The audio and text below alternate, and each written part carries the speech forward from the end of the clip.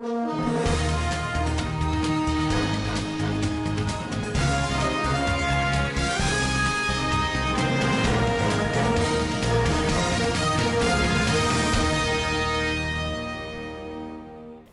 State House of Assembly reshuffles committee. Nigeria records 182 new cases of COVID-19. IGP announces restructuring of Nigerian police, create new formation. On business, NNPC's 1.27 trillion naira projected remittance hampered by low oil price.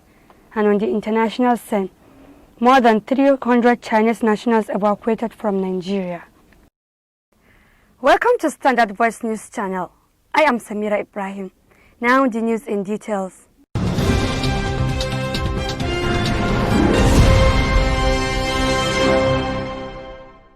Zamfara State House of Assembly has conducted a minor reshuffle in the leadership of some of its special and standing committees at its extraordinary session held on Thursday. In a statement by the Public Relations Officer of the House, noted that in the view arrangement, Zaharuddin Sadiq Aura is to chair the House Committee on Security and Home Affairs, while Sani Dahir Adapka is to chair Public Petition Committee. The statement reads further that the chairmanship of all other committees remains unchanged for now. In his remarks, Speaker Zamfara State House of Assembly, Right Honorable Nasir Muaz Magaria, said the minor reshufflement was done in order to ensure productivity and enhance the performance of the legislatures. Zamfara State House of Assembly has screened the state's former head of service, Alhaji Bello Umar Karakai, who was nominated by the state governor as permanent commissioner, State Civil Service Commission. The House also screened 8 out of the 10 nominees appointed by the governor as special advisors. In a statement by the Public Relations Officer of the House of Assembly, Malam Mustafa Jafar Kaura, noted further that 4 executive bills for the establishment of State Comprehensive Development Program, Local Government Joint Council Project, establishment of Bureau for Public Procurement, as well as consolidated revenue bills were considered for first reading. President Muhammadu Buhari condoles with families who lost loved ones in an attack by bandits in Sabon Birni local government area of Sokoto State, praying for the quick recovery of those that sustained injuries. As the world and Nigeria battles coronavirus pandemic, it is tragic and unfortunate that bandits have remained active in part of the country, killing innocent people and throwing families into despair. The president assured that the government will not abandon the people to their fate because it is determined to bring these mass murderers to their knees and crush them totally.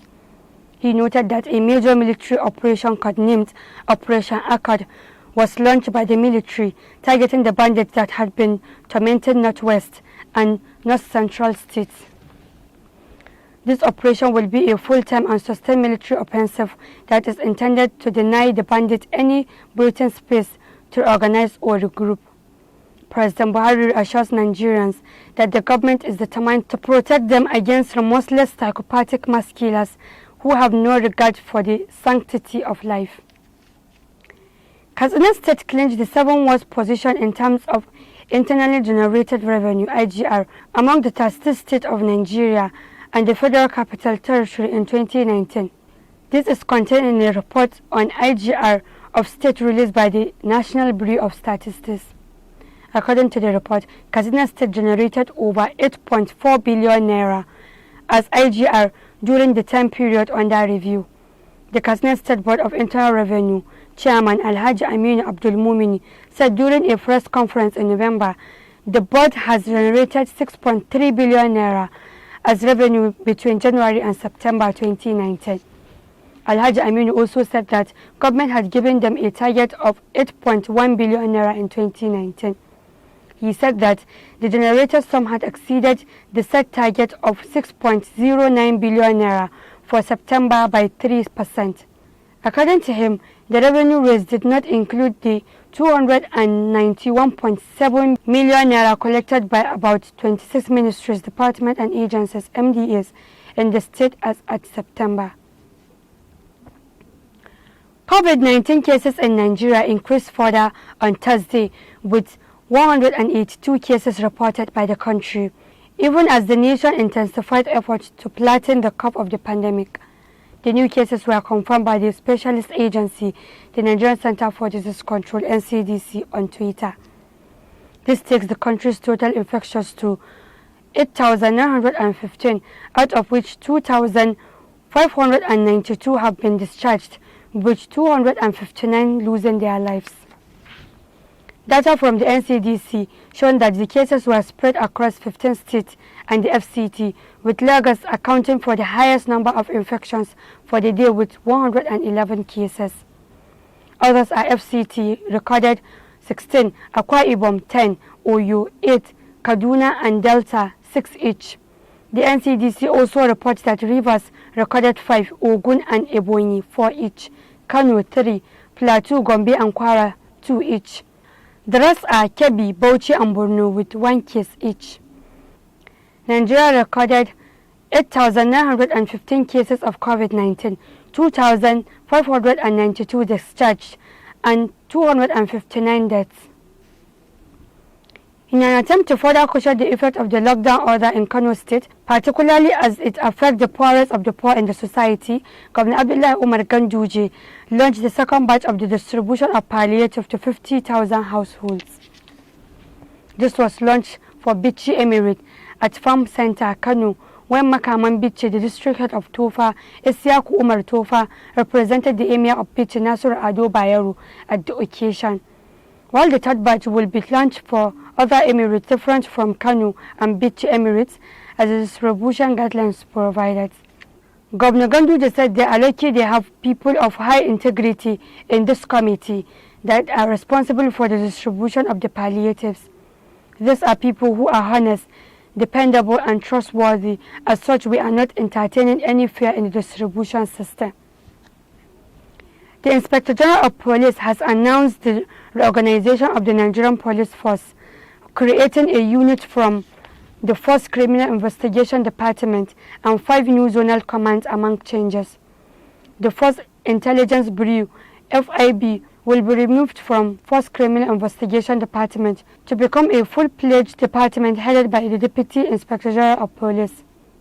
This reorganization was contained in its May 27th police circular signed by the Inspector General of Police, Mohammed Adamu.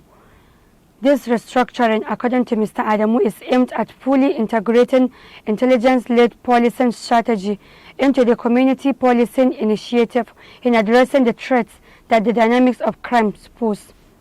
In addition to the existing FCID annexes in Kaduna and Lagos, the department now has 4 annexes, with each to be headed by an Assistant Inspector General of Police reporting to the Deputy Inspector General of Police, heading the FCID at the headquarters in Abuja, according to the circular. In a related development, the Inspector General of Police, IGP, Mr. Mohammed Adamu, has ordered the posting and redeployment of police commissioners in Edo, Ondo, and Oyo State. The development is contained in a statement issued Thursday by the First Public Relations Officer, Frank Mba. The statement explained that the IGP had ordered the immediate posting of the commissioners of police to commands and formations as follows. They include Edo State, CP Johnson Babatunde Kokuma; Osun State, CP Undi J.Adi; Bauchi State, CP Lawal Jime Tatanko; Ebonyi State, CP Philip Sulemaku; Gombe State, CP Ahmad Maikudi Shehu; Ondo State, CP Bolaji Amidu Salami; Oyo State, CP Joy Wachuk Enwanwu; Eastern Port, CP Evelyn T. Peterside; Explosive Ordnance Device, EOD, CP Onko Etim Eni; Airport Command, CP Bello Maikwashi; and Anti-Fraud Unit, FCID, Annex Lagos, CP Olukolu Teru Shina. The IGP also enjoined the citizens of the affected states to cooperate with the commissioners of police to enable them to succeed in their new areas of responsibilities. The IGP charges the newly posted officers to ensure they consolidate and advance the gains of their predecessors, particularly in the implementations of community policing, crime prevention, public security, public safety, and general crime fighting.